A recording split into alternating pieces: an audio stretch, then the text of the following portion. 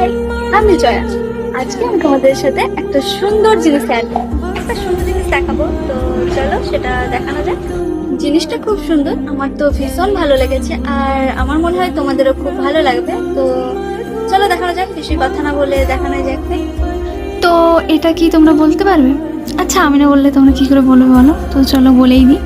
এটা হলো একটা ফটো রাধা কৃষ্ণের, আর এর ভেতরে কাগজটা আমার ভাই দিয়েছিল যাতে জিনিসটা নষ্ট না হয়ে এটা যায়। কি সুন্দর বইয়ের মতো দেখতে, দেখো জাস্ট ওয়াও, খুবই সুন্দর। তো